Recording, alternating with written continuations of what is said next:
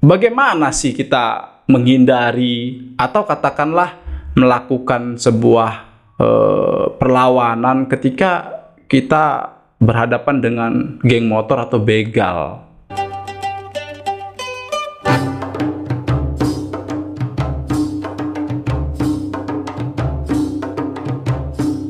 Assalamualaikum warahmatullahi wabarakatuh. Masih bersama dengan Papi Tepo Channel. Jangan pernah bosan tongkrongin channel ini, teman-teman. Kalau kita melihat kurun waktu 5 tahun terakhir, Indonesia lagi dibanjirin yang namanya begal, geng motor. Bicara tentang kelompok-kelompok atau komunitas motor, kita harus jeli melihat, harus pinter-pinter, karena ternyata ada klub-klub motor yang memang sangat-sangat positif. Namun di sisi yang berbeda ada juga yang negatif. Papi Tepo hari ini telah kedatangan tamu, yaitu Abang Da, Bang Boge. Siap. Selamat datang abangku di studio kami. Selamat datang. Gimana kabar Bang, sehat? Ya alhamdulillah sehat-sehat. Jagung lah, tau lah jagung ini. Kalau udah kena panas dia meletek jadi popcorn dia. Itu yang enak dimakan. Tapi kan enak ringan, makanan ringan jadi pas. Ya. Nah, jadi cukup berbahagia saya karena di sela kesibukan Bang Boge, beliau masih menyempatkan diri untuk hadir di studio kita. Itu sebuah apresiasi buat saya. Bang, Siap. Apa itu? jujur ya Bang ya. Tapi izin dulu. Ya Bang, apa itu? Ini macamnya kurang nyaman ini. Jijik izin loh. Apa itu Bang Bu? Duduk yang enak. Bukan dulu yang enak, masalahnya ini baju bos. Iya. Kan gitu. Iya. Tapi kenyamanan aku bukan di sininya tapi di jiwanya. Pas. Jadi enggak jiwa gue nih. Jadi buka baju. Mau buka baju, silakan Bang, silakan. Gak ada masalah Bangku. Enggak ada masalah itu kan? Gak ada, asal jangan buka celana Bang ya. Siap. Jadi beginilah, terkadang kita itu rambut sama hitam, cuman keinginan beda-beda. Dan itu harus kita hormatin, karena sesungguhnya perbedaan itu adalah warna layaknya seperti pelangi. Biru, merah, kuning, hijau, dan indah dilihat. Oke. Cocok Bang Boge? Ini dia baru ini aslinya. Pas. Aslinya. Nah, di beberapa media kita sempat membaca postingan-postingan yang bertuliskan bos bilang. Bang Boge, saya mau nanya. Siap. Bos bilang itu apa? Bos bilang itu adalah Biker of Surya Nation Binjelangkat. Bilang itu Binjelangkat. Coba ada nggak singkatan yang lebih enak didengar Binjelangkatnya selain bilang? Nggak mungkin Langbi. Ya, kan betul. Ini kan. Betul. Nah, jadi atau Bilah kan nggak enak didengar. Betul. Nih. Tapi kalau bilang, nah itu makanya kenapa yel-yelnya ini bos bilang, kalau iri bilang bos. Nah itu dia, itu kan anak motor banget itu kan gitu. Oke. Bikers of Surya Nation. Nah, saya belum paham ini. Surya Nation di sini maknanya kemana Bangku? Surya Nation di sini adalah dia dari beberapa tahun yang lalu mereka mengarahkan ke anak klub. Beda ya, kita pisahkan dulu mana klub mana geng. Tapi ini klub, mereka menaungi klub-klub motor se-Indonesia. Jadi mereka membuat satu wadah. Jadi di wilayah ini bos ini, di wilayah ini bos ini yang menaungi klub-klub yang berada di wilayah itu gitu loh. Seperti di sini Binjelangkat. Itu juga klubnya ya yang mau dirangkul, yang mau kita bina, yang mau kita arahkan gitu loh. Yang bersedia lah gitu di dalamnya. Lalu sebenarnya apa motivasi abang membentuk bos bilang ini?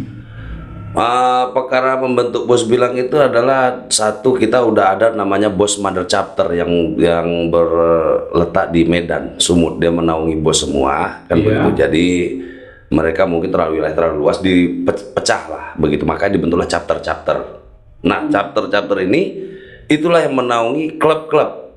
Tujuannya adalah satu, mengedukasi satu masyarakat bahwasanya ini klub, bukan geng. Klub itu memiliki ADART, namun geng dia tidak memiliki aturan. Itu dia perbedaannya antara klub dan geng. Kan mengedukasi masyarakat nih. Betul. Yang selama ini masyarakat taunya asal anak motor geng, asal anak motor geng. Sementara klub itu kan memiliki ADART. Ada poin-poin dan aturan yang harus dipatuhin sama member. Oke. Jadi begini teman-teman. Jujur ya, saya sebagai masyarakat awam itu kalau udah dengar yang namanya kelompok-kelompok komunitas motor itu, pikiran saya ini termasuk sulit untuk positif gitu loh. Nah, saya juga nggak tahu tipisnya jarak antara klub motor dalam artian yang positif dengan geng motor yang bersifat negatif. Nah, alhamdulillah karena hari ini kita sudah bersama Bang Boge, saya pengen mengupas itu lebih dalam. Dan harapan saya untuk teman-teman, kita bisa melihat dari sini, mendengar, sampai akhirnya kita tahu komunitas mana sebenarnya yang mau kita gemarin. Jadi gini deh Bang Boge. Siap. Kita harus jujur. Seperti yang saya bilang di awal.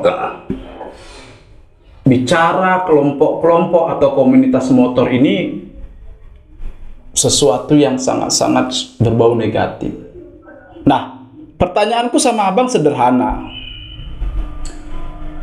Apa yang membedakan geng motor dengan klub motor atau katakanlah organisasi yang sekarang Abang pimpin? Siap.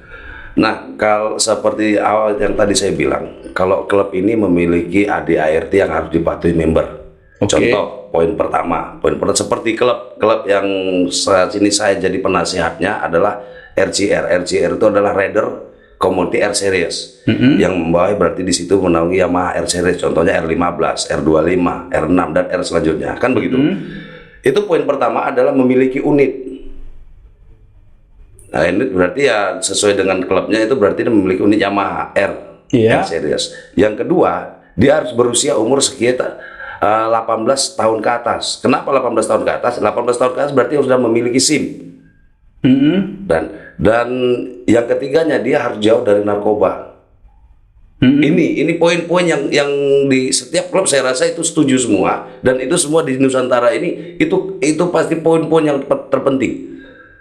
Gitu. Jadi kalau udah katanya bebas dari narkoba, itu berarti kita udah tahu anak klub ini kemana ngarahnya. Satu lagi, kenapa harus mempunyai SIM? Kenapa? Kita ada pelopor berkendaraan, pelopor keselamatan berkendara, dan yang pastinya safety riding yang diutamakan kalau untuk di klub. Kalau di geng kan kita tahu sendiri, tidak ada aturan. Mereka tuh di jalan itu ya tidak memakai aturan. Nah, kalau di klub mereka pasti sebelum reading mereka punya yang namanya Captain Route. Itu berarti pemimpin yang memimpin di jalan. Begitu Captain Route kasih kode satu, menurut dia pandangannya ini nggak bisa dua baris, satu baris, Captain Route akan ngasih arahan satu, dan itu pasti ada namanya sweeper. Sweeper ini adalah yang mengarahkan jika ada yang keluar barisan. Masuk gitu. Jadi kalau menurut Captain Route itu bisa 2 jalur, dia pasti kasih kode 2, dan sweeper udah tahu itu berarti harus 2, jangan 3 atau 4, apalagi menguasai jalan. Kan pasti mengganggu pengguna jalan yang lain kan. Jadi gini ya Bangku, tadi saya sedikit tersentuh gitu ketika Bang bicara tentang narkoba. Peredaran narkoba itu dimulai dari yang namanya kehidupan bersosial, kumpul, duduk bareng, sampai akhirnya punya keinginan untuk mencoba. Nah, saya nggak tahu bagaimana cara Abang bisa meyakinkan saya khususnya, seperti yang tadi Abang ucapkan bahwasanya kami harus bebas narkoba. Nah, dengan anggota yang sebegitu banyaknya, pertanyaan saya, bagaimana cara abang mengontrol anggota-anggota itu untuk tidak menggunakan atau mengkonsumsi narkoba? Kalau mengontrol mungkin per individu saya nggak bisa, kan begitu. Tapi kita kan mewadahi klub-klub. Jadi saya cuma mengontrol klub, satu klub, saya edukasi mereka, yang pastinya ketuanya atau si pengurus inti dari klub itu. Iya. Begitu. Jadi itu kita mengedukasi pelan-pelan. Dan satu lagi untuk menghindarkan mereka yang mengarah ke situ atau pengen mencoba. Iya. Kan begitu. Ini pengen mencoba nih, karena anak muda ini pasti kalau makin dilarang makin jadi. Pas. Nah, kita nggak usah larang. Kalau saya pribadi bilang nggak usah dilarang, tapi berilah mereka kegiatan yang positif. Dengan sosial kita buat, dengan satu lagi kopdar. Dan rata-rata anak klub kalau kopdar itu jarang untuk di tempat-tempat yang umum, yang yang membuat kegaduhan. Tapi rata-rata mereka kalau kopdar pasti ke kafe, nongkrong bareng. Itu kan mempererat tali persaudaraan, dan pasti namanya saudara pasti memperingatin. Oke, artinya sampai hari ini abang meyakini bahwasanya klub atau organisasi yang sedang abang pimpin anggotanya bebas narkoba. Bebas narkoba. Oke, alhamdulillah.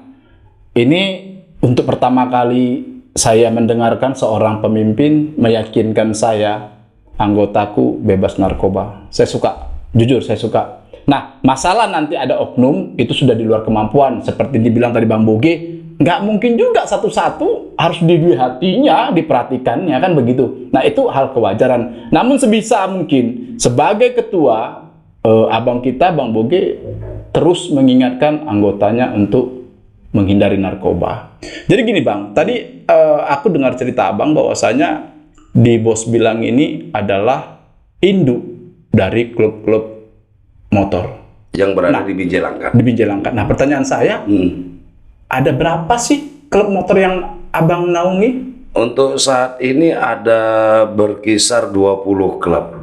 20 klub, sebenarnya sih kemarin lebih. Tapi karena saya mempunyai peraturan bahwasanya harus mengikuti peraturan yang dibuat di Bos Bilang, ADART-nya. Iya. Ya mungkin itu saya nggak pergunakan. Saya buang. Itu untuk pelajaran juga sama yang lain. Bahwasanya kita juga punya peraturan yang harus ditegakkan. Oke, nah tadi juga saya sedikit copy paste bahasa abang. Abang ada mengatakan untuk menghindari anggota abang terjerat dengan penyalahgunaan narkoba, abang sebagai pemimpin senantiasa melakukan kegiatan-kegiatan. Nah, kegiatan apa sih yang pernah Bos Bilang lakukan khususnya di Langkat Binjai ini? Siap. Begini, dalam arti kata kegiatannya pasti ya kita yang utama sih PR saya terbesar adalah satu, mengedukasi masyarakat. Mengedukasi masyarakat bahwasanya ini loh klub, ini bukan geng.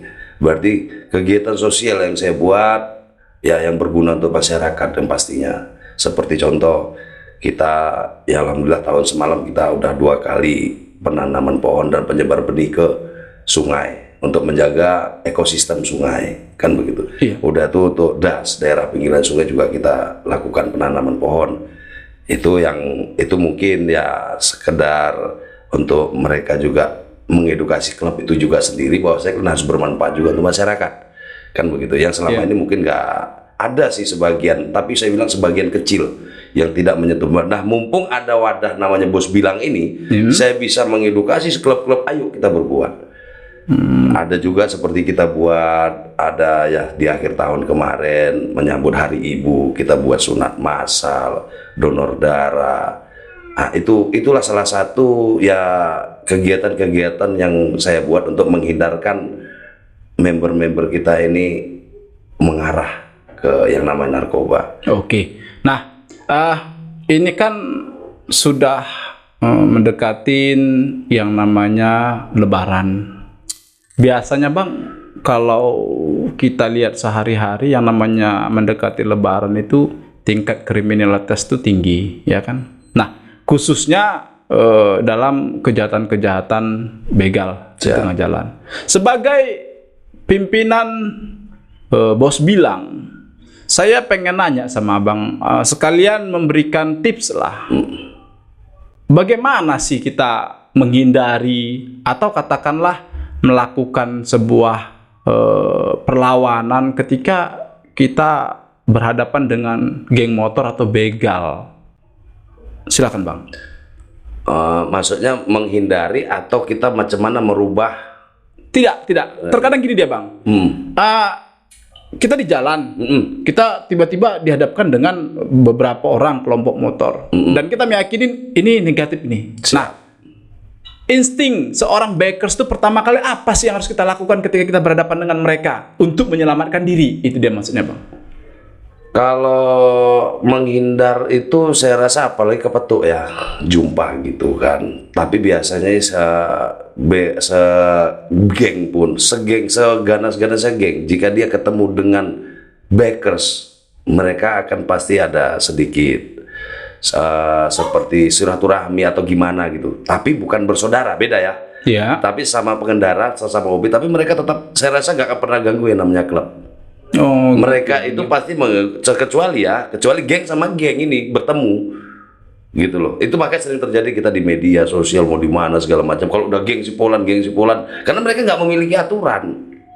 Tapi kalau mereka lihat klub ini loh, ini bukan geng. Mereka tahu tujuan klub ini apa gitu loh. Iya. Bukan sekedar untuk pamer-pameran, balapan liar atau segala macam gitu. Itu ada satu kasus kemarin waktu saya memimpin baru beberapa bulan itu. Saya itu kalau di Binjai itu ada namanya Jalan Baru. Iya. Kan, JB kalau anak-anak motor bilang kan. Itu saya ada lihat satu kasus, saya lihat itu ada salah satu klub yang di bawah naungan saya itu logonya terpampang di unitnya. Iya. Saya cuma telepon ketuanya, saya nggak tegur langsung. Kenapa? Mereka kan jarang, dari sekian ratus orang kan jarang yang tahu saya siapa. Betul. Gitu. Tapi mereka tahu, tapi saya nggak tahu gitu loh. Iya. Jadi saya bilang cuma saya telepon ketuanya, cuma saya tanya, saya cuma kasih 2 pilihan sama kamu. Itu membermu kamu keluarkan dari klubmu atau klubmu saya keluarkan dari bos. Itu aja sih. Ya alhamdulillah ketuanya respon dan beliau datang ke lokasi dan mereka mencopotin semua atribut-atribut mereka, berarti mereka udah sah dikeluarkan dari klub. Itu salah satu kenapa di mata member juga bahwasanya ini bukan main-main loh gitu loh. Ini wadah yang memang untuk kita berkreasi apa sih mau. Saya mau membagikan talent-talent yang mereka miliki. Itu sih yang mereka, kamu talent apa? Ayo saya cari arahan. Itu tugas, sebenarnya itu tugas ketua. Apa sih kamu? Ini. Oh ya udah, coba kemari. Malah saat ini mungkin bos bilang beberapa event bekerja sama dengan Pemko. Sama juga kita mengedukasi bukan masyarakat ya, kita edukasi juga mengenai klub. Pemerintahan setempat juga kita edukasi. Yang sama juga mindsetnya nggak jauh-jauh dengan masyarakat. Oke, Bang. Di penghujung kegiatan kita ini ada 2 pertanyaan yang ingin saya sampaikan ke Abang. Yang pertama itu bos bilang ini sekupnya untuk di Provinsi Sumatera Utara sudah adakah di 33 kabupaten kota seprovinsi Sumatera Utara? Kalau bos bilang untuk seprovinsi Sumatera Utara, iya. Kenapa saya bilang ini? Kita kan masih berjalan merintis karena tidak semua daerah tahu apa arti bos. Tidak semua klub juga tahu apa sih manfaatnya bos. Iya. Jadi seiring berjalannya waktu saat ini sudah terbentuk yang pertama itu yang dari di sekitar 6 tahun yang lalu adalah bos mother chapter. Berarti dia membawahi chapter, lahirlah chapter bos Del Serting. Del Serting itu Del sedang berdaki tebing tinggi. Barulah lahir bos Bilang. Biker Observation Bijay Langka. Oke, Bang. Nah, lahir lagi namanya di Sumatera Utara, masuk Sumatera Utara. Lahir lagi namanya Bos Padang Sidimpuan. Nah, gini. Di penghujung kegiatan kita ini, saya dapat informasi bahwasanya dulu ada satu tempat yang mana tempat itu dijadikan oleh masyarakat yang oknum yang tidak bertanggung jawab sebagai tempat penyalahgunaan narkoba. Dan konon kabarnya ada satu orang yang bernama Rahim Yadi itu membersihkan tempat itu menjadi tempat yang lebih positif. Nah, yang ingin saya sampaikan sama abang, apa sih yang menyebabkan abang sebagai katakanlah pribadi seorang masyarakat Binjai sangat benci dengan narkoba? Atau memang abang punya masa lalu yang buruk dengan narkoba sampai abang seperti ini? Silakan bang. Yang disebut tadi Rahim Yadi itu kan berarti abang tahu sendiri, itu saya juga. Ini aliasnya banyak ini. Rahim Yadi, Boge, Gondrong, ini yang mana ini? Ini satu orang loh sebenarnya. Tri-in-1. Jadi itu berawal begini, kemirisan kita melihat generasi penerus ini. Generasi penerus, kita tahu narkoba ini sebenarnya perusak dan sangat perusak. Saya rasa Perang Dunia Kedua itu masih kalah dengan narkoba. Karena Perang Dunia Kedua dengan kekerasan, narkoba enggak, dengan kelembutannya sedap. Betul, ya kan begitu. Betul. Jadi dari berawal dari situlah, ayo saya ajak juga pemuda-pemuda di sekitaran wilayah situ, ayo kita bersihkan. Nanti saya jadikan di sini tempat namanya yang kegiatan positif sport center. Nah di situ kita buat seperti ada polinya, ada takraw, ada bola walaupun kecil lapangannya, ada tenis meja yang saat ini alhamdulillah komunitasnya juga di situ, kan begitu, komunitas meja, ada juga badminton. Nah di sini juga saya mengedukasi anak klub. Kenapa saya di situ juga saya bikin base campnya, bos bilang, ayo mari ini loh. Jadi kalau anak klub itu juga punya hobi olahraga, mereka bisa salurkan di situ gitu. Nah itu tujuannya sih, kenapa saya rangkul, saya ayo sekalian jadi satu paket ya. Jadi seperti saya bilang tadi, menghilangkan narkoba dengan kegiatan yang positif.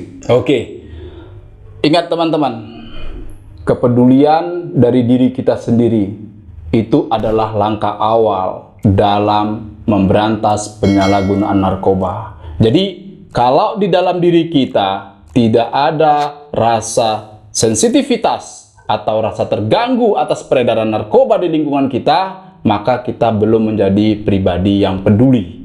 Harapan saya, setelah obrolan bincang-bincang tipis ini, kita membuka mindset kita, membuka pola kita, bahwasanya apa yang dibilang Bang Boge tentang kelembutan narkoba itu akan mengantar kita pada kehancuran. Dari Langkat untuk Indonesia bermartabat. Assalamualaikum warahmatullahi wabarakatuh. Terima kasih Bang Bu. Siap, semoga. Siap, Siap, semoga. Amin.